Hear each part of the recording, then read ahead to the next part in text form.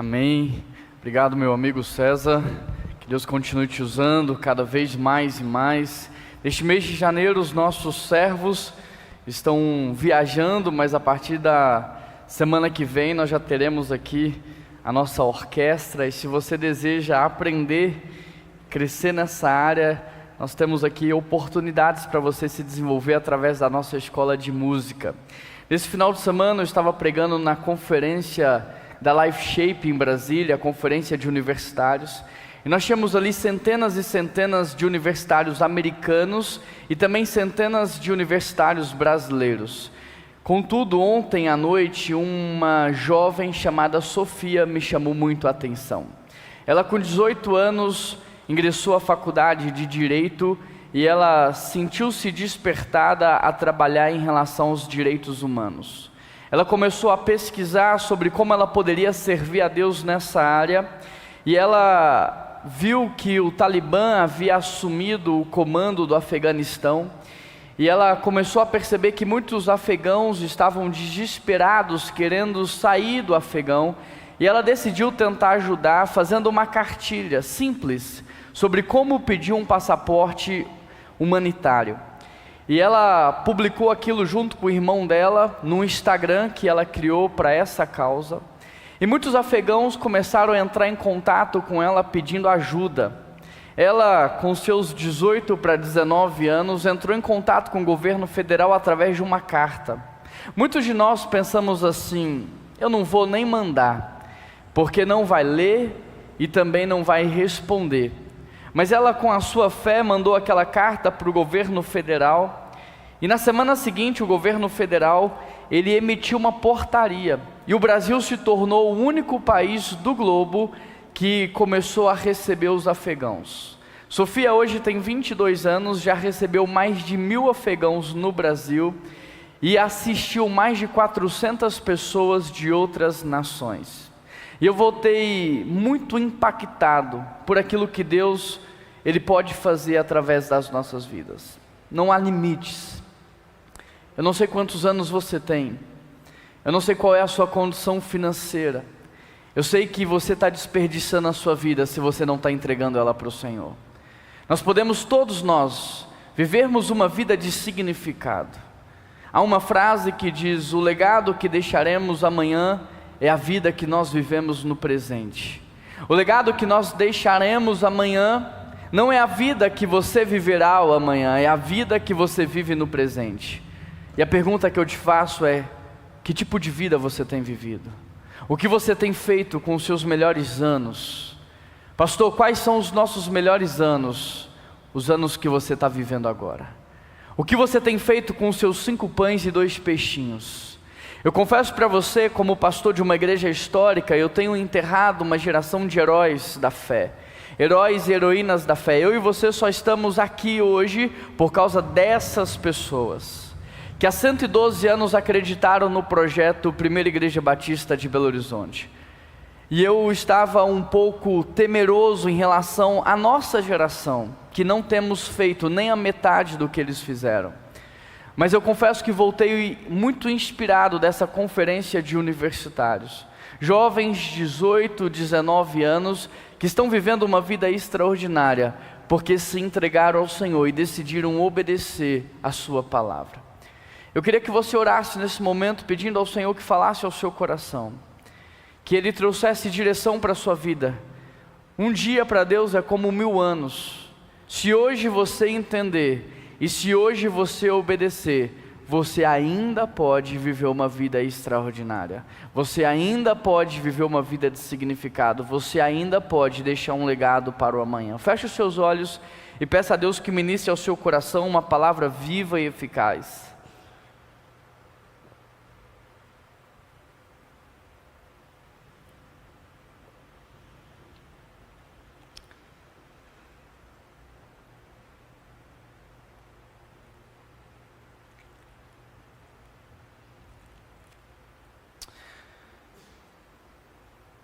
Pai, não nos deixe de fora daquilo que o Senhor está fazendo no mundo. A vida é uma só, a vida não tem ensaio, e a vida está passando rápido. A verdade é que muitos de nós estamos distraídos com as coisas dessa vida. Nós estamos distraídos com o nosso conforto, a segurança, o prazer. Estamos distraídos, ó Pai, com tantas coisas, quando a Tua palavra diz: buscai-me, e todas as outras coisas vos serão acrescentadas. Honrai-me, e os Teus celeiros serão cheios, e os Teus barris transbordarão. Pai, nós queremos viver uma vida consagrada ao Senhor, e nós pedimos ao Senhor que nos revista nessa manhã de autoridade e de unção, que nos revista nessa manhã, Pai, com a revelação do Teu coração, da Tua vontade, para que nós possamos viver uma vida que vale a pena ser vivida. Essa é a oração que eu te faço, em nome de Jesus que nós oramos, amém. Abra sua Bíblia comigo em Efésios capítulo 4, verso 1. Nós estamos numa série chamada Como Ser um Cristão que está em Cristo e ao mesmo tempo na cidade. Embora essa não fosse o tema da conferência de universitários, a temática era indesculpáveis. Eu vi ali cristãos, homens e mulheres de todas as idades, de todas as nações, que estavam vivendo uma vida em Cristo e uma vida na cidade.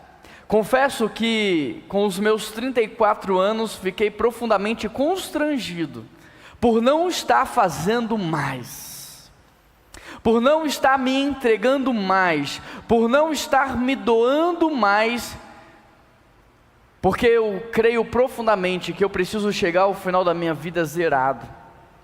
Eu não posso chegar ao final da minha vida com um estoque de energia. Eu não posso chegar ao final da minha vida com projetos que não foram realizados. Eu preciso chegar ao final da minha vida zerado. Que Deus fale ao nosso coração, que Deus nos inspire, para que nós possamos viver uma vida de significado.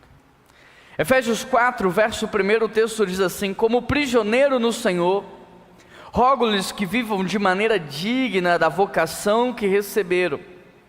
Sejam completamente humildes, dóceis, sejam pacientes, suportando uns aos outros em amor. Façam todo o esforço para conservar a unidade do Espírito pelo vínculo da paz. Nós estamos nessa série Como Ser um Cristão que está em Cristo em Belo Horizonte, em Cristo em Contagem, em Cristo em Betim, em Cristo em Lagoa Santa. Nós estamos entendendo como é que nós vivemos esse cristianismo, porque nós temos uma dupla cidadania, porque nós viemos do mundo espiritual. Então como que nós vivemos isso na prática?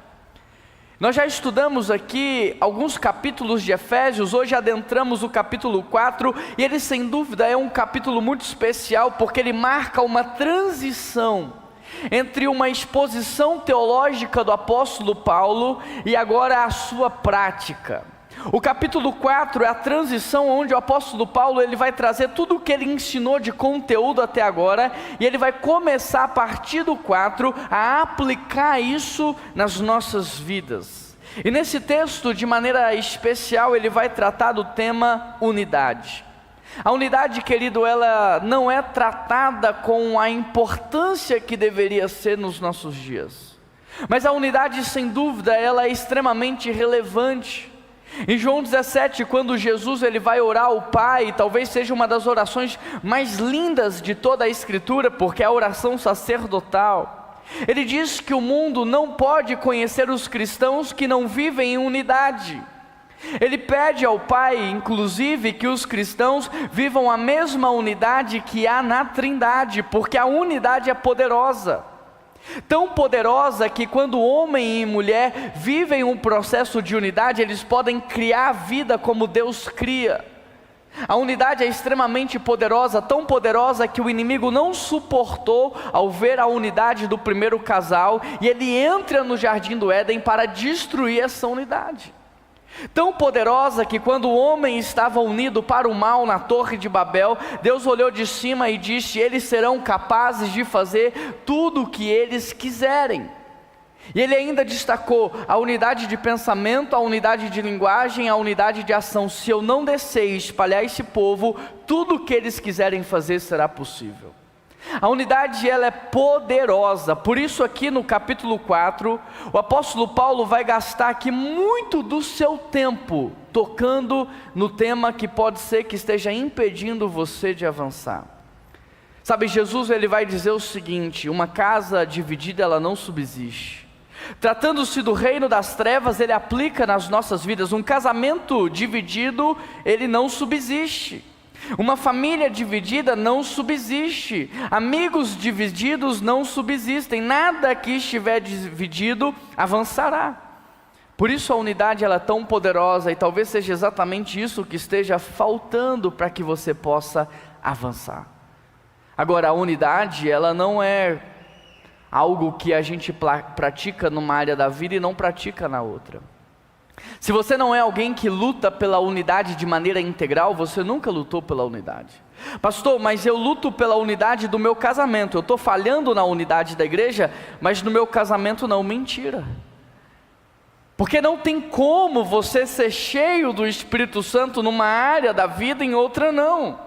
Não tem como você dar aquilo que você não tem. Então, se você está achando que você pratica numa área, mas em outra não, a grande verdade é que você não pratica em área nenhuma. Então aqui o apóstolo Paulo vai nos ensinar. E a primeira coisa que nós aprendemos nesse texto é que nós devemos conservar a unidade, pois ela é a maneira digna pela qual nós devemos viver. Não tem outra forma de viver de forma digna da vocação que nós recebemos, senão através da unidade. Esse é o primeiro ponto da nossa mensagem. Devemos conservar a unidade, pois ela é a maneira digna pela qual nós devemos viver. Olha o que o apóstolo Paulo diz no verso 1: como prisioneiro do Senhor, eu rogo-lhes que vivam de maneira digna da vocação que vocês receberam. O rogo-lhes aqui do apóstolo Paulo, você não pode entender de qualquer maneira. Ele praticamente está implorando, ele está convocando você com humilhação. Ele está dizendo: cristãos, pelo amor que vocês têm a Deus, vivam de maneira digna do evangelho que vocês receberam, que vocês foram chamados. Eu exorto, eu imploro, é isso que o apóstolo Paulo está dizendo. Agora, vivam significa um estilo de vida e não algo que se faz de maneira esporádica. O que ele está dizendo é que viver de maneira digna não pode ser esporádico, não pode ser de vez em quando, não pode ser semana sim, semana não, mas tem que ser o seu padrão. Interessante que digno é a forma como nós respondemos ao chamado daquele que é santo.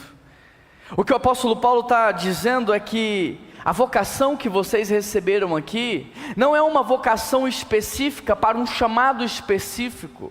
Pastor, mas esse texto ele não está falando dos missionários? Não. Pastor, esse texto não está falando dos pastores, dos teólogos? Absolutamente não. O chamado que vocês receberam é o chamado para a vida em Cristo. Então vivam de maneira digna da sua salvação.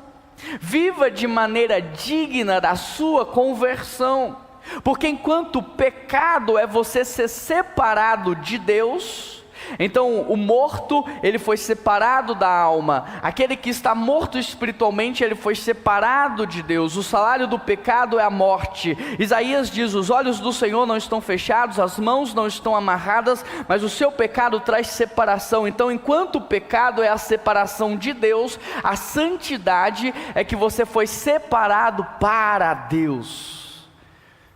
A sua conversão é que você foi separado para Deus. Então vivam de maneira digna. E viver de maneira digna da vocação que nós recebemos é lutar pela unidade.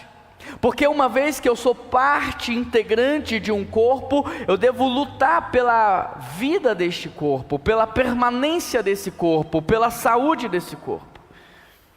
A segunda coisa que eu aprendo aqui nesse texto: devemos conservar a unidade mesmo diante das circunstâncias adversas. O apóstolo Paulo, ele está preso. O apóstolo Paulo não está sentado no sofá da sua casa, assistindo a televisão, tomando uma bebida refrescante nesse verão. Não, ele está preso. Ele está numa situação adversa. Ele foi castrado da sua liberdade. O apóstolo Paulo está passando por um momento difícil da sua vida, mas em momento algum nas Escrituras ele vai dizer que ele está preso pelo Nero, ou pelo Império Romano. Quando ele vai se referir à sua prisão, ele diz: eu sou prisioneiro em Cristo. A prisão é literal, mas ele fala como se ele estivesse preso em Cristo. Eu sou prisioneiro de Cristo. Por quê? Porque ele sabe que Jesus Cristo tinha poder para libertá-lo. E ele sabe que se ele não estava liberto é porque aquela não era a vontade, mas se fosse, poderia ser liberto a qualquer momento. Então eu não sou prisioneiro do Império Romano, eu não sou prisioneiro de Nero, eu sou prisioneiro da vontade do Senhor. E se eu estou aqui é porque Deus sabe qual é o propósito, e foi exatamente da prisão que o apóstolo Paulo elaborou as mais belas cartas às igrejas cristãs. As suas melhores exposições teológicas ele enviou inclusive da prisão. Ou seja, a crise que nós passamos, as adversidades pelas quais enfrentamos, elas não são justificativas para vivermos de qualquer maneira. As crises não são justificativas para que nós possamos reclamar do nosso Senhor. Em momento algum você vê nas cartas do apóstolo Paulo, ele reclamando que Cristo não foi visitá-lo na prisão. Gente, que absurdo! Eu sou o apóstolo Paulo, e Cristo não veio me visitar na prisão, não. Ele entende o que está acontecendo, ele faz uma leitura espiritual e não carnal. Deixa eu te dizer uma coisa: a sua doença não é justificativa para você reclamar. A crise que você está passando não é justificativa para você viver de qualquer maneira. O deserto que você está enfrentando não é uma justificativa para você não cumprir a vontade de Deus. Na crise, como é que nós devemos viver? Nós devemos viver de maneira digna da vocação que nós recebemos. Então não é porque eu estou doente que eu devo destratar os meus irmãos. Não é porque eu estou passando por um deserto que eu devo ofender as pessoas. Não é porque eu estou passando por uma fase ruim na minha vida que eu tenho liberdade ou a liberalidade bíblica para falar o que eu quero falar, para viver como eu quero viver. Não, é em momentos assim que eu devo ainda mais cumprir a vontade do Senhor. A terceira coisa que eu observo aqui nesse texto é que nós devemos conservar a unidade com as características de um filho de Deus. Paulo diz no verso 2: sejam dóceis, sejam humildes, sejam pacientes, suportem uns aos outros em amor. Nós não devemos nutrir os nossos relacionamentos como nós queremos. Nós não devemos dar ao outro aquilo que nós recebemos do outro. Eu não devo entregar nas minhas relações aquilo que eu aprendi do meu pai e da minha mãe, aquilo que eu considero ser bom, ou aquilo que eu considero ser justo. O que a palavra de Deus está me ensinando é que há um padrão de relacionamento, há um padrão, há uma forma bíblica. Então viver de modo digno da sua vocação é independente da circunstância, é independente da adversidade, da crise, do deserto. Você ser humilde, dócil, paciente, suportando uns aos outros em amor. Não devemos cultivar os nossos relacionamentos de qualquer maneira. Interessante, porque o que é ser humilde na relação? Essa é uma boa pergunta. A humildade ela sempre foi rejeitada pela sociedade, porque a humildade, de acordo com a sociedade, é sinal de fraqueza. Mas de acordo com Cristo é sinal de virtude. A humildade, de acordo com a sociedade, é fraqueza, mas no reino de Deus, na verdade, é sabedoria e maturidade. Porque humildade nada mais é do que você saber quem você é. E quando você sabe quem você é, você não precisa ficar disputando com o outro. Você não tem que provar nada para o outro, você não tem que provar que você é maior, que você não é menor, você sabe quem você é. A sua falta de humildade vem de uma crise de identidade. Humildade é você saber o que você veio fazer nessa vida, e quando eu sei o que eu vim fazer nessa vida, eu não comparo a minha vida com a sua. Eu não comparo o que eu tenho com o que você tem. Quando eu entendo o que eu vim fazer aqui, a única comparação que eu faço é com a vontade de Deus. Eu estou fazendo ou não estou fazendo? Então todo o nosso orgulho, toda a nossa soberba vem do fato de que nós estamos desconectados do Criador, porque somente o Criador pode revelar à criação qual é a identidade da criação.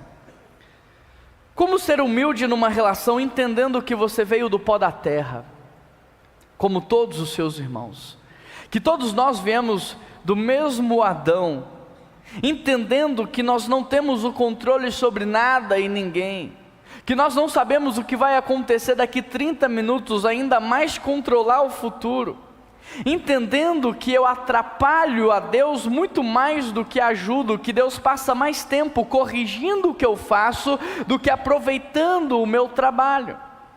Então quando eu sei quem eu sou, quando eu sei o que eu tenho que fazer, e quando eu entendo que é só pela graça e a misericórdia de Deus que eu vivo na vontade dEle, então de forma muito natural, eu estou vivendo a humildade. O que é ser dócil? Da mesma forma que a humildade não é sinônimo de fraqueza, o manso e o dócil também não são. Pelo contrário, ser dócil e ser manso é sinal de fortaleza, porque somente um homem forte é capaz de controlar o seu temperamento. Somente um homem forte é capaz de controlar a explosão de uma ira. Somente um homem forte é capaz de controlar o seu ímpeto. Então não se orgulhe da sua fala agressiva. Não ache que você é forte porque você impõe medo. Pelo contrário, você está demonstrando fraqueza no mundo espiritual, porque forte mesmo é aquele que sabe se dominar. Forte mesmo é aquele que pega toda a força que há dentro de si e canaliza para um objeto específico. Então o dócil aqui no texto é alguém forte, mas que canaliza a sua força em detrimento do seu próximo. Ele é forte para sofrer, mas ele é fraco para ver os outros sofrendo. Então ele canaliza a sua força para tirar o outro do sofrimento. Ele é forte para passar pelas crises, mas ele é fraco em ver os outros passando pelas crises. Então ele canaliza a sua força. Isso é mansidão, isso é docilidade. É quando você consegue pegar aquilo que você tem de fortaleza e canalizar na direção do seu próximo. O que é ser paciente? Enquanto a humildade é você saber quem você é, o que você deve fazer, e a mansidão é você dominar a si mesmo, canalizando a sua força para servir e ajudar. A paciência é a capacidade de suportar provocações sem revidar. Eu sou paciente, eu sei esperar. Bom, esperar é uma característica sim da paciência.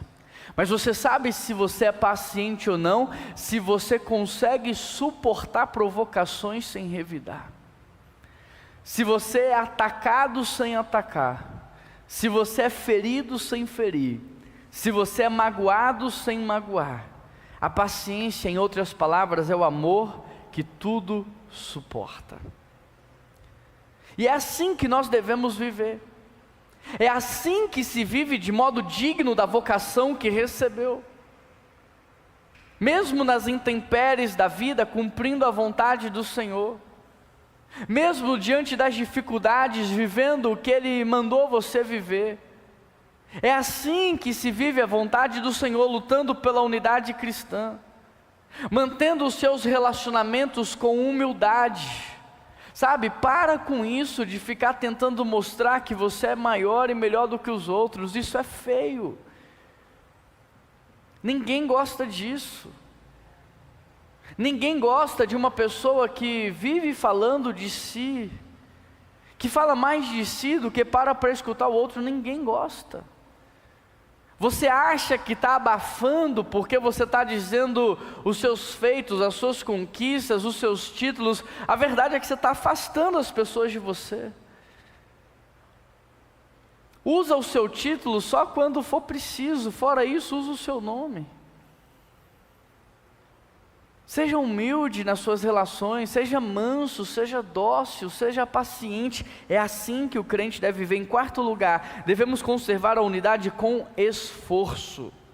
Efésios 4, verso 3, olha o que o texto diz: façam todo o esforço.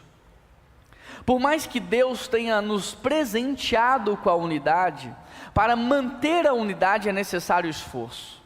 Interessante porque lá em Atos 2 diz que todos se dedicavam ao ensino dos apóstolos. E todos se dedicavam, no original significa oferecer-se em sacrifício. E por que eles tinham que oferecer-se em sacrifício? Porque eles não eram anjos, porque eles eram pessoas, porque eles tinham uma agenda cheia, porque eles tinham rotina, porque eles tinham afazeres. E diante de uma agenda cheia como a nossa, eles tinham que se oferecer em sacrifício, abrir mão de algumas coisas, abrir mão do conforto, abrir mão da segurança, abrir mão da estabilidade, abrir mão do entretenimento, para se dedicar ao ensino dos apóstolos. Então, quando o texto lá de Atos diz que todos tinham tudo em comum, e que eles vendiam as suas posses, e que ninguém tinha falta de nada, isso não é consequência de uma vida sem esforço, de uma vida sem dedicação. Isso é consequência de um povo que está cheio do Espírito Santo, que se dedica, que se oferece em sacrifício para cumprir a palavra do Senhor. Viver tudo isso que nós estamos aprendendo aqui não é algo fácil, não é algo que acontece sem intencionalidade, não é algo que vai ser praticado sem sacrifício. A questão é que nós não queremos nos sacrificar, porque a nossa geração, ela aprendeu a se anestesiar. Sabe o que é o entretenimento? É anestesia. Aquele joguinho que você fica jogando no celular é para anestesiar a sua dor, o seu desconforto, é para o tempo passar mais rápido. Sabe aquilo que você fica assistindo na televisão? É para te anestesiar, é para que o tempo passe mais rápido, é para você desligar a mente, é para você parar de se preocupar. Nós aprendemos a viver anestesiados, é assim que a gente está vivendo. Então, uma geração que se anestesia o tempo todo com remédios, com álcool, com drogas, com entretenimento, não vai ter impulso para se sacrificar. Eu já perdi, entre aspas, muitos membros dessa igreja, porque não queriam se sacrificar. Muitas pessoas já saíram, e quando alguém sai e me procura para conversar, eu sempre pergunto: o que eu posso aprender com a sua saída? E eu já ouvi de muitas pessoas: aqui trabalha demais, aqui tem que servir demais, aqui tem que fazer muita coisa. Eu estou procurando uma igreja para eu sentar e ficar ouvindo. Em outras palavras, eu estou procurando mais um lugar que anestesia a minha alma, mais um lugar que anestesia a minha vida. Eu estou procurando mais um lugar que faz o meu tempo passar mais rápido, mas aqui eu aprendo que eu tenho que me esforçar. Eu tenho escutado, queridos, de muitos amigos pastores, de muitos teólogos, e eles estão dizendo o seguinte: Juan, você não precisa morrer pela igreja, Jesus já morreu. Engraçado, porque Jesus veio, ele subiu, mandou o Espírito Santo, depois Pedro morreu pela igreja, o apóstolo Paulo morreu pela igreja, Estevão morreu pela igreja. Por que eu não vou morrer pela igreja? Porque só eu de uma geração de crentes não vai se sacrificar pela igreja? Há algo de muito errado, mas padrão de pensamento modela comportamento. É por isso que o apóstolo Paulo diz: não vos acostumeis com este tempo, mas transformai-vos pela renovação da vossa mente. Interessante, porque a imagem da besta vai ser colocada na testa e nas mãos, uma mera cópia daquilo que Deus estabeleceu em Deuteronômio. Uma mera cópia daquilo que Deus estabeleceu para os judeus, porque até hoje eles têm a caixinha da Torá na testa e também nos braços, porque padrão de pensamento modela comportamento. Nós temos uma geração assim de cristãos, porque nós passamos mais tempo ouvindo o mundo do que ouvindo a Deus. E o mundo não é a criação, mas é a lógica sistêmica. O mundo não é aquilo que Deus criou. Quando a Bíblia diz sobre o mundo é a lógica sistêmica, é o espírito do anticristo, porque Cristo significa aquele que foi ungido, designado a dar a sua vida em favor dos seus irmãos. Então, se nós somos batizados em nome de Jesus, nós também recebemos o título de Cristo, porque Cristo não é um sobrenome, é um título que todo filho de Deus carrega, porque agora todo filho de Deus faz parte de uma família de enviados a dar a vida em favor dos seus irmãos. Esse é o espírito de Cristo. Mas o espírito do anticristo é aquele que está escrito lá em Atos 2,40, salvai-vos desta geração corrompida. E aí o espírito do anticristo faz com que todos pensem o seguinte: eu tenho que me salvar de uma geração corrompida. Mas salvai-vos não é eu me salvar, salvai-vos é você salvar o outro, é cada um salvando o seu próximo, de uma geração corrompida pelo espírito do anticristo, que é aquele que estava em Pedro, quando Jesus está dizendo: eu vou me entregar, eu vou me sacrificar, eu vou sofrer, eu vou morrer, e Pedro diz: você não precisa passar por tudo isso. Você pode salvar o mundo de outra maneira. Aí Jesus diz: arreda-te daqui, Satanás. Sai daqui, espírito do anticristo. Sabe, nós somos movidos pelo espírito do anticristo. Nós escolhemos a nossa faculdade com base no que vai nos dar mais dinheiro, com base no que a gente vai acumular mais, guardar mais, ter mais segurança, mais estabilidade e mais proteção. Fala a verdade, você escolheu a sua faculdade pensando como ajudar mais, cuidar mais, proteger mais, repartir mais, doar mais, ou como acumular mais, se proteger mais, se guardar mais? Então façam o esforço, e o esforço é você nadar contra a maré. Eu sei que todo mundo está empurrando você para a estabilidade, para a segurança, para o conforto, mas não tem nada de pior para a igreja de Jesus do que o conforto. Não tem nada pior para o cristão do que o conforto. O conforto, ele nos cega, ele nos tira de uma vida de propósito, uma vida de significado. O conforto te amarra no sofá, ele te prende na cama, você não quer se levantar, você não quer servir. O conforto te prende na frente da televisão, ele não te deixa sair do ar-condicionado. O conforto é terrível. A perseguição que é boa, porque a perseguição nos coloca em movimento.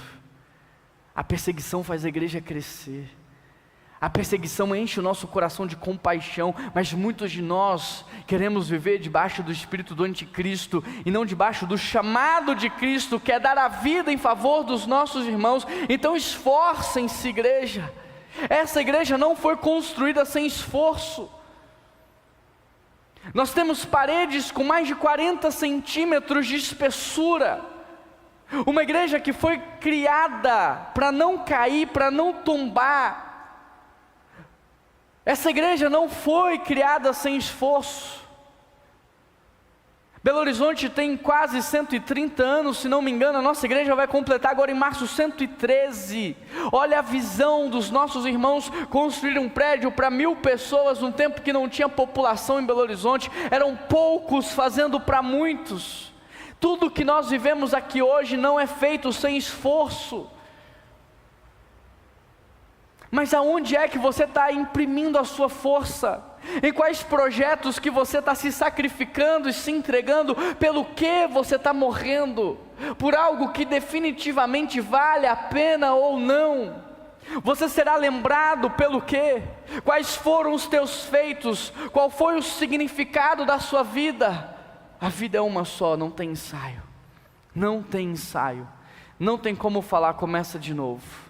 Erramos, vamos voltar do início. A vida é uma só. Então esforcem-se para manter a unidade pelo vínculo da paz. Esforce para que a nossa igreja seja uma igreja família. Como que você pode se esforçar sendo você a família para o outro? Porque tudo que é verdadeiro nos bastidores é verdadeiro no público. A igreja não é família porque o pastor prega sobre isso no domingo. A igreja é família quando todos começarem a viver como família. A igreja não é acolhedora porque a gente usa o slogan, sabe, vamos ser uma igreja que acolhe. Não, a igreja é acolhedora quando cada membro dessa igreja faz a sua parte. Se tem alguém falando a igreja não é acolhedora, a culpa não é de alguns, a culpa é de todos. Da mesma forma que quando uma pessoa batiza, todo mundo está ganhando. Já viu aquele presente de aniversário que a gente faz uma vaquinha para comprar? Aí você entrega para uma pessoa e lá tem uma listinha com todo mundo que participou.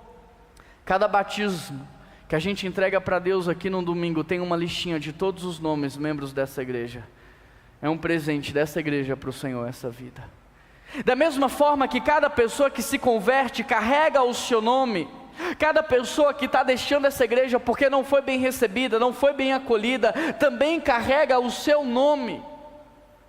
Eu tenho orado todos os dias pedindo a Deus que Ele me perdoe se eu tenho sido pedra de tropeço na vida de alguém. Qual foi a última vez que você orou pedindo a Deus perdão por ter atrapalhado a vida espiritual de uma pessoa? Por ter tirado uma pessoa de uma igreja, por ter tirado uma pessoa de uma célula, por ter impedido uma pessoa de fazer o bem?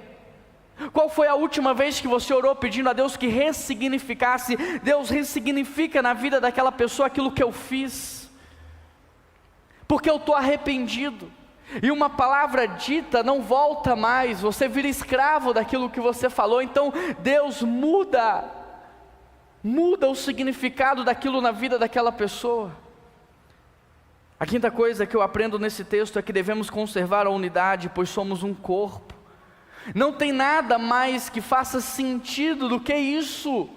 Lutar contra o seu irmão é lutar contra você mesmo.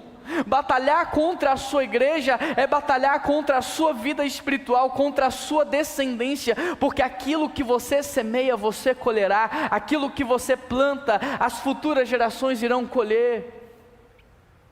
Paulo aqui do verso 4 ao 6 vai nos dar o fundamento da nossa unidade: um corpo, um espírito, uma esperança, um Senhor, uma fé, um batismo, um Deus Pai de todos, que é sobre todos, em meio a todos. Querido, quando você está lutando contra o seu irmão, você está lutando contra o próprio Deus. Não tem nada que fere mais um pai do que um irmão ferindo outro irmão. Não tem nada que machuca mais um pai do que um irmão machucando outro irmão. Quando você está lutando, falando mal, ferindo, tirando o significado dele, esvaziando o valor da outra pessoa, entenda isso, você está ferindo o próprio Deus. E a Bíblia diz: não entristeçais o Espírito Santo. Pode ser que o Espírito Santo esteja muito triste com você. Pastor, pelo quê? Pelas coisas que você fala. Pelas coisas que você fala.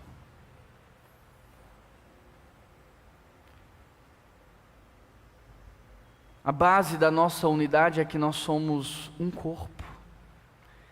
Se eu pegar uma caneta e se eu fincar essa caneta em qualquer parte do meu corpo, todo o corpo vai sentir dor. A base da nossa unidade é que nós temos um Pai. A base, o fundamento da nossa unidade é que nós moraremos todos juntos. E quando você fere o seu irmão, fala mal do seu irmão pelas costas, você está dizendo para Deus o seguinte: eu não estou pronto para ir para o céu, eu não estou pronto para ser salvo, eu não estou pronto para receber essa eternidade. Porque eu não suporto viver com meu irmão na terra, imagina no céu durante toda a eternidade. Eu não suporto, tem gente que fala para mim: pastor, eu não vou mais no culto das 8 porque fulano está lá, eu não suporto ver ele. Imagina se você não vem num culto porque você não suporta ver uma pessoa 1 hora. Imagina se você vai para o céu. Imagina, para ver a pessoa a eternidade inteira. Tem gente que fala assim para mim: pastor, você falou uma vez que quem não luta pela unidade cristã não é cristão, que quem não luta pela unidade não tem o Espírito Santo dentro de si. Você não pode falar isso para mim. Eu sou salvo. Eu posso sim, sabe por quê? Porque a Bíblia diz: pelos frutos conhecereis a árvore. Se você é salvo, você deveria ter frutos de arrependimento. Se você é salvo, você deveria ter frutos de alguém que realmente é salvo.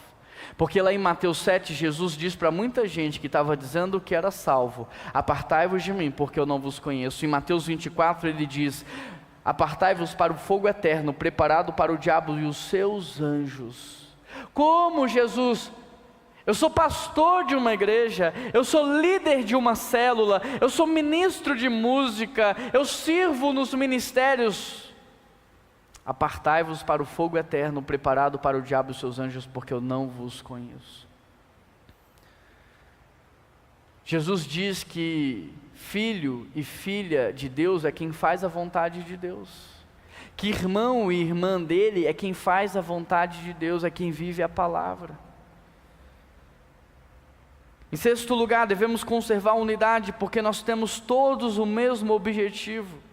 Olha o que diz o apóstolo Paulo a partir do verso 11, ele designou algum para apóstolo, outros para profetas, para evangelistas, pastores e mestres, com o fim de preparar os santos para a obra do ministério. O objetivo é o mesmo.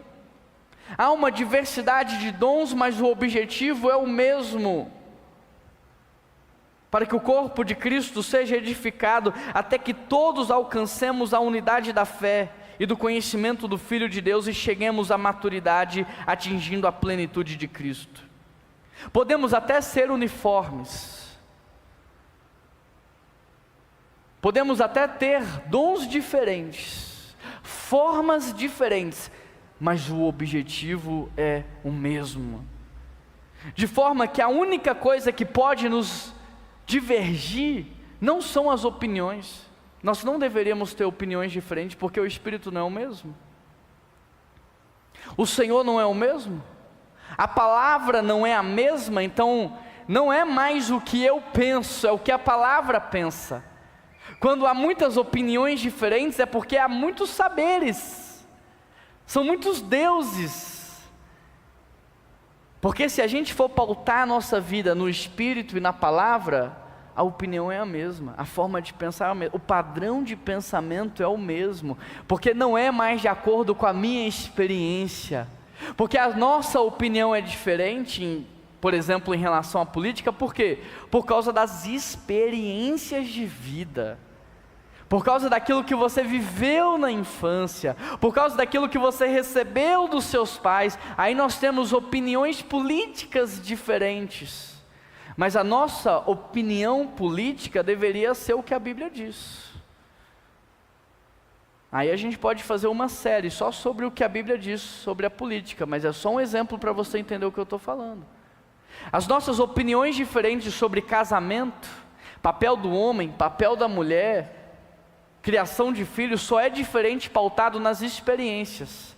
Tem homem que não teve pai, não recebeu exemplo de hombridade. Tem homem que foi abandonado pela família. Tem mulher que teve que assumir o papel do homem. Então, de acordo com as experiências, nós temos opiniões diferentes.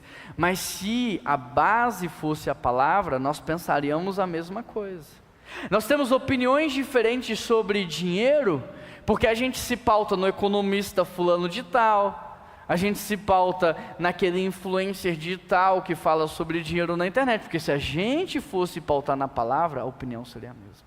Então a única coisa que pode nos divergir não são as opiniões. A única coisa que nós deveríamos de ter de diferente entre nós são os dons.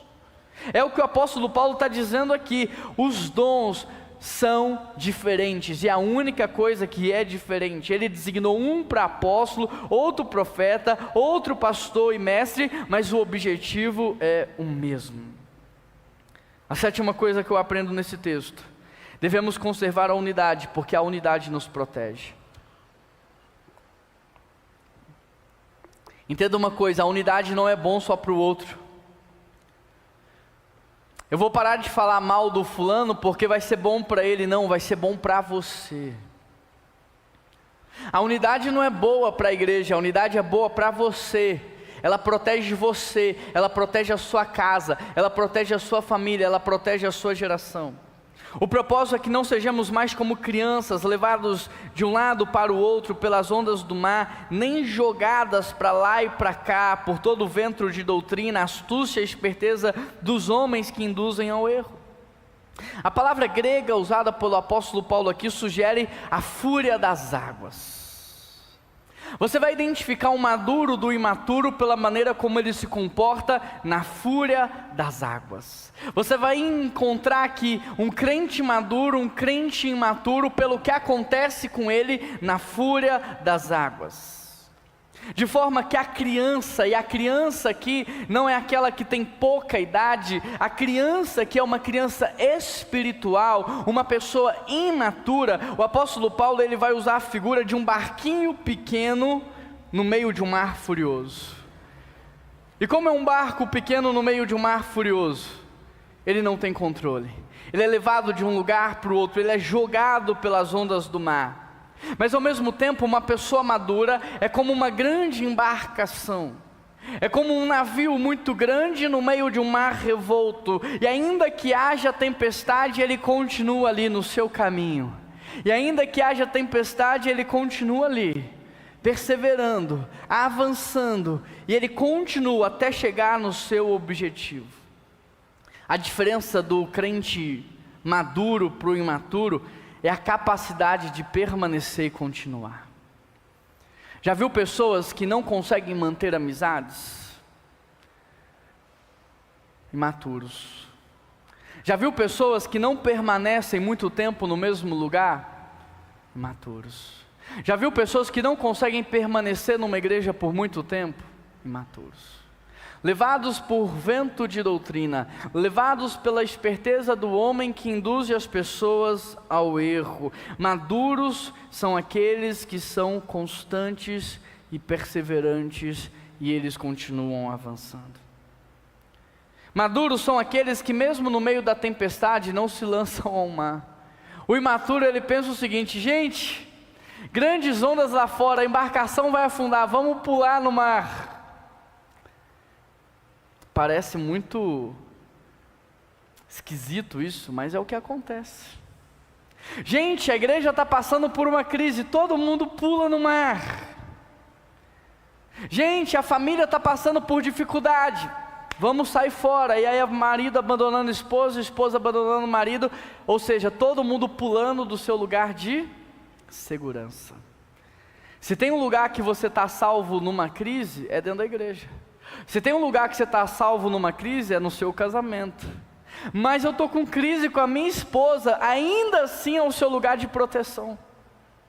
Eu estou com crise na igreja, ainda assim é o seu lugar de proteção.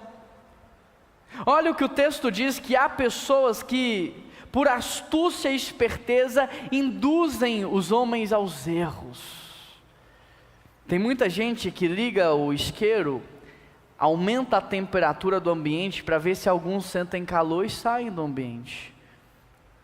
Tem muitas pessoas que provocam pequenas crises para tirar pessoas do ambiente de segurança. É o que a Bíblia vai chamar dos filhos das trevas, aqueles que vão induzir o povo ao erro.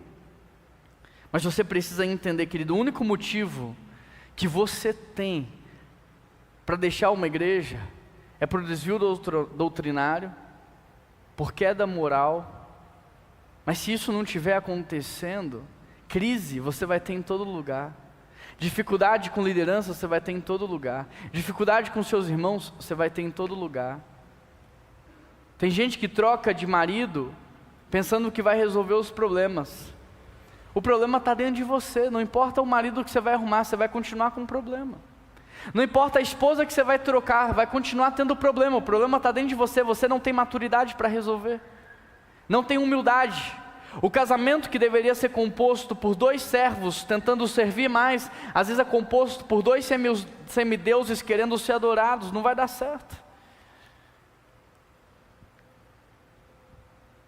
A unidade nos protege. Você não está protegido aqui nesse lugar? Não tem criado a sua família aqui nesse lugar? Seus filhos não estão crescendo aqui nesse lugar? Meus filhos são a 4ª geração da mesma família, no mesmo lugar. Aqui tem gerações e gerações da mesma família no mesmo lugar. Você não está protegido no seu casamento? Permaneça, seja constante. Em nono lugar, devemos conservar a unidade, pois ela coloca, pulei um ponto aqui. Oitavo lugar, devemos conservar a unidade, pois ela nos faz crescer. Ela não só nos protege, como ela nos faz crescer. Antes, seguindo a verdade em amor, cresçamos em tudo naquele que é o cabeça. Dele todo o corpo ajustado e unido pelo auxílio de todas as juntas, cresce e edifica a si mesmo. Querido, entenda uma coisa aqui, deixa eu falar algo assim muito específico em relação a isso. A verdade sem amor é brutalidade. Mas eu estou falando a verdade, pastor. Mas eu sou sincero. Eu estou falando a verdade. A verdade sem amor é um ato de brutalidade. Ao mesmo tempo que o amor sem verdade é hipocrisia, é mentira. Pastor, eu amo meu irmão. Mentira, você viu ele caindo e não fez nada. Você viu ele dando sinais de queda e você não tentou parar ele. Amor sem verdade também é um pecado, o pecado da hipocrisia. Cresçamos em tudo de acordo com o amor em verdade, a verdade em amor, porque só assim haverá crescimento. Em nono lugar, devemos conservar a unidade, pois ela coloca o nosso passado no seu devido lugar. O apóstolo Paulo diz: não vivam mais como os gentios, que vivem na inutilidade dos seus pensamentos. Sabe como é que o gentio pensava? Eu tenho que trabalhar muito para ter dinheiro para comer, e a Bíblia chama isso de inutilidade dos pensamentos. Sabe como é que o gentio pensava? Ele pensava só em si. Dentro do casamento, o homem estava pensando em crescer, em prosperar, e ele não estava preocupado com a mulher. A mulher, pensando em crescer e prosperar, não estava preocupado com o homem. Pai e mãe não estavam preocupados com os filhos, estavam pensando na carreira, no nome. É assim que a nossa geração vive. Uma geração que pensa como o gentio. Uma geração que pensa no sustento, que trabalha pelo sustento, que trabalha pela falta, pela escassez e não pelo seu propósito. Eu nunca vi, até hoje, alguém que vivia pelo propósito ter falta de nada. Eu nunca vi. A Bíblia diz: o justo não mendigará o pão, e nem a sua descendência. É a palavra que diz isso. A Bíblia diz: buscar em primeiro lugar o reino de Deus e todas as coisas serão acrescentadas. Se você não tem fé para acreditar nisso, quem dirá acreditar na sua salvação pela graça? Quem dirá acreditar na sua salvação pela graça do Senhor Jesus Cristo? Não vivam mais como os gentios. Você vivia assim antes de aceitar Jesus. Você se movia pela falta, pela escassez, pensava em dinheiro o tempo todo, dinheiro, dinheiro, dinheiro, quando você era carnal. Mas se você é nova criatura, agora você pensa em vidas. Como eu alcanço, como eu abençoo, como eu reparto, como eu cuido, como eu faço mais para o Senhor. Mas e a sua casa e o seu sustento? Deus cuida. Você já viu algum justo mendigar o pão? Porque às vezes você está falando assim: pastor, você não viu, mas eu vi. Me fala depois. Me mostra depois, por favor. Estou colocando em prova a minha fé. Me mostra um justo que mendigou o pão. Me mostra a descendência de um justo mendigando o pão. Me mostra, por favor, alguém que colocou o reino de Deus em primeiro lugar e tudo o que ele precisava, se não foi acrescentado. Me mostra. Me mostra alguém que honrou a Deus com seus bens e os seus celeiros não foram cheios e os seus barris não transbordaram. Eu nunca vi uma pessoa pobre porque é generosa. Eu vejo pessoas pobres porque não são generosas, mas eu nunca vi alguém ficar pobre pela generosidade. Eu vejo as pessoas ficarem pobres pelo egoísmo e individualismo. Eu vejo as pessoas ficarem pobres pela ganância. Eu vejo pessoas perderem tudo pelo amor ao dinheiro e não por cumprirem a palavra. Então não vivam mais como os gentios na inutilidade dos seus pensamentos. Eu não vou ter tempo para trabalhar todos esses versículos, mas essa parte resume tudo o que o apóstolo vai falar. Eu estou pulando aqui muitas e muitas páginas que eu peço a Deus que um dia eu tenha o privilégio de poder expor ponto a ponto, versículo por versículo, mas não vivam mais na inutilidade dos seus pensamentos. Resume de agora até o verso 31. Tudo que o apóstolo Paulo vai falar, mentalidade, forma de falar, sentimentos, emoções, passado, ira, mágoa, angústia, se resume na inutilidade dos pensamentos. Vocês não são mais gentios, vocês são filhos de Deus. Vocês precisam viver como filhos de Deus. Vocês precisam avançar como filhos de Deus. E por último, devemos conservar a unidade, pois essa é a vontade de Deus. Efésios 4:32, perdoando-se mutuamente, assim como Deus perdoou vocês em Cristo Jesus.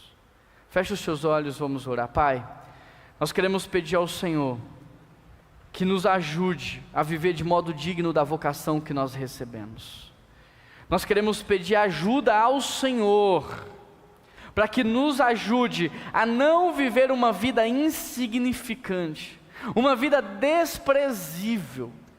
Deus nos ajude a não dedicar a nossa vida atrás do ouro, das riquezas terrenas e materiais que toda traça, todo ladrão, tudo pode destruir. Eu imagino a tristeza de uma pessoa que se dedicou a vida inteira por isso e ao final da vida perdeu tudo. Ou que viu tudo que conquistou destruir a família que deixou. Nos ajude, Pai, a viver para o Senhor. Eu sei que não faltará recursos para quem vive para o Senhor. Eu sei que não falta sustento para quem vive do Senhor. O que eu peço, Deus, como pastor dessa igreja, é que todos os membros dessa igreja vivam de provisão, que é diferente de viver de salário. O salário acaba, a provisão não. O salário é contado, a provisão multiplica. Eu peço ao Senhor que nos ajude, porque o salário perde valor, a provisão ela rende. Para que todos nós possamos viver, Deus, de acordo com a sua vontade, de modo digno da vocação que nós recebemos. Essa é a oração que nós fazemos, em nome de Jesus que nós oramos, amém. Quero convidar você nesse instante para assistir um vídeo que vai passar aqui no telão.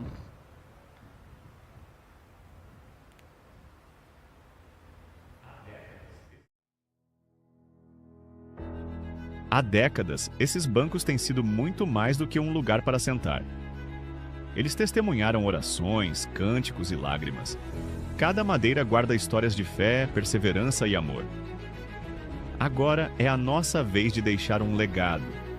Uma igreja que acolhe com amor, também pode acolher com ainda mais conforto e cuidado. Nós estamos assentados na fé daqueles que vieram antes de nós. Hoje, temos a oportunidade de ir além, criar um lugar onde futuras gerações também possam se assentar e experimentar a continuidade dessa linda história. Você hoje faz parte da história dessa igreja. Você hoje faz parte da história do que Deus está fazendo em Belo Horizonte, no nosso estado das Minas Gerais e também na nossa nação. Eu estou muito feliz que você está aqui, podendo testemunhar tudo aquilo que o Senhor fez no passado, tudo aquilo que o Senhor está fazendo neste exato momento e tudo aquilo que Deus ainda fará. A nossa oração tem sido: Deus, não me deixe de fora daquilo que o Senhor está fazendo. Mas eu tenho certeza absoluta que o Senhor Jesus me ama e que o Senhor Jesus vai cumprir a sua palavra. E eu tenho certeza absoluta que todos nós que lutamos e trabalhamos para honrar a Jesus na promoção do seu reino aqui no mundo, Jesus vai coroar uma coroa de glória. Vamos juntos deixar nossos nomes registrados nesse legado de fé e amor. Participe da campanha e transforme o lugar onde você se assenta hoje em um símbolo de fé para as gerações que virão.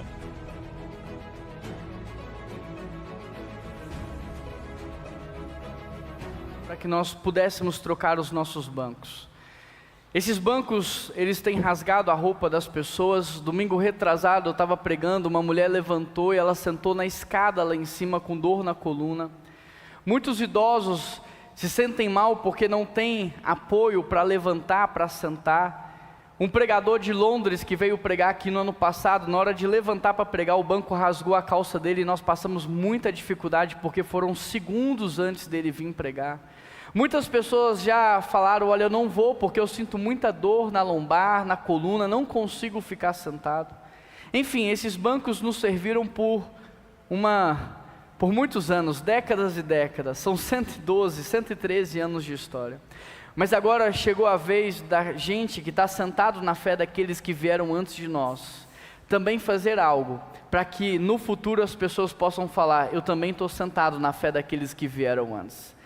Que da mesma forma que no passado as pessoas construíram igrejas como essas, hospitais evangélicos, faculdades cristãs, que a nossa geração também se entregue para fazer algo relevante, para deixar uma igreja mais forte para o futuro. Que nós também possamos nos sacrificar hoje para construir. A nossa geração fechou as faculdades. Hoje a faculdade metodista faliu, o Mackenzie foi vendido, a PUC se perdeu, a faculdade batista foi vendida. Eu nasci no hospital evangélico, sabe, hoje os nossos hospitais evangélicos todos foram terceirizados. Nós estamos fechando as igrejas históricas no Brasil todo. E quando a gente vai fazer alguma coisa, a gente sempre faz algo muito pequenininho. A gente procura um aluguel no ponto mais barato de um bairro e aluga o imóvel mais barato daquele bairro e a gente quer chamar aquilo de igreja. Olha o que as pessoas que vieram antes de nós, o que elas fizeram. Olha o que elas construíram. Nós não podemos ficar aquém. Deus está nos chamando para viver de modo digno da vocação que nós recebemos. Cada banco que nós estamos comprando custa em torno de R$700. E eu queria incentivar a cada membro da igreja a poder comprar um. Você pode parcelar isso de 12 vezes. Mas se cada pessoa comprar um, não vai ficar difícil. Não vai ficar pesado para ninguém, não vai ficar uma coisa absurda para poucas pessoas. Se cada pessoa assumir a sua responsabilidade, nós passaremos por isso com muita tranquilidade. Nós faremos um memorial, cada banco vai ter a sua plaquinha de bem imobiliário da PIB-BH, mas a gente vai colocar o nome de cada pessoa que doou em cada banco. Não é para você falar que aquele banco é seu, isso não vai estar nem muito à mostra, vai estar em algum lugar mais escondido como placa de patrimônio.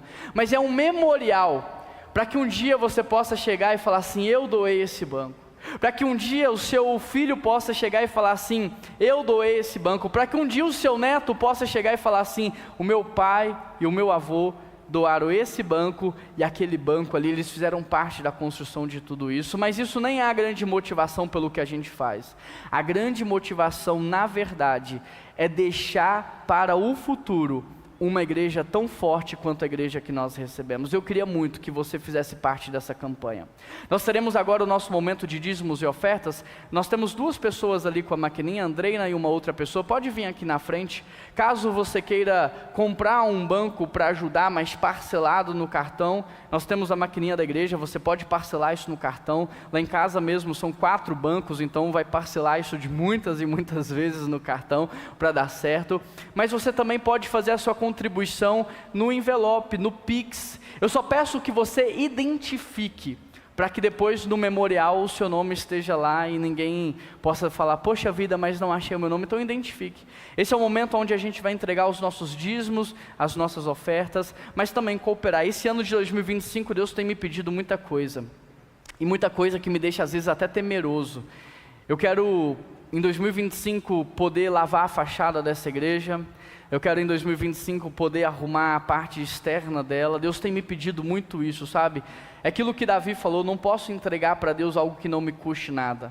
A minha casa está arrumada, a minha casa está reformada, e eu não posso conviver com o fato de que na igreja tenha algo ou algumas áreas que ainda não estão devidamente arrumadas. É um mau testemunho para a gente, para as pessoas que passam lá fora e vê a fachada tão suja. Você pode me perguntar, por que não foi feito ainda? Porque tudo precisa de autorização do patrimônio tombado, tudo exige muita documentação, e pela graça e misericórdia de Deus, a parte documental nós já resolvemos. Nós já temos o documento. Agora falta o recurso, mas o recurso de Deus está com você. O recurso do Senhor está no bolso de cada cristão. E juntos nós vamos deixar uma igreja mais forte para a próxima geração. Então, enquanto nós cantamos a próxima canção, você tem a liberdade de poder fazer isso através do Pix, da transferência bancária, em dinheiro no seu envelope, ou através das maquininhas de cartão aqui na frente, que nós possamos fazer isso com um coração generoso e honrando ao nosso Deus. Pai, que o Senhor receba nesse momento toda a nossa oferta de sacrifício, que o Senhor receba nesse momento, Pai, toda a nossa honra através desse recurso, e que o Senhor nos use ainda mais, para que possamos deixar uma igreja mais forte para as próximas gerações, Pai. Nós queremos que a nossa igreja seja mais acolhedora, nós queremos que na nossa igreja, Deus, tenha lugares para mais pessoas, nós queremos que as pessoas passem ali fora, e não só se espantem com a limpeza, Senhor, ao redor da igreja, da calçada, de tudo, mas que elas sejam impactadas pela pregação, pela palavra, por tudo que nós vivemos e ecoamos aqui de dentro. Nós pedimos ao Senhor, não nos deixe de fora daquilo que o Senhor está fazendo. O pouco nas suas mãos é muito. 5 pães e 2 peixinhos nas suas mãos alimentou mais de 15.000 pessoas. A oferta da viúva pobre foi honrada pelo Senhor. Ninguém tem tão pouco que não possa repartir. O que o Senhor espera de nós, ó Deus, nesse momento é honra, e nós queremos te dar honra, Pai. Então aceita a nossa oferta, aceita, Deus, tudo que nós vamos entregar, recebe isso como louvor ao Senhor, e em nome de Jesus que nós oramos, amém e amém.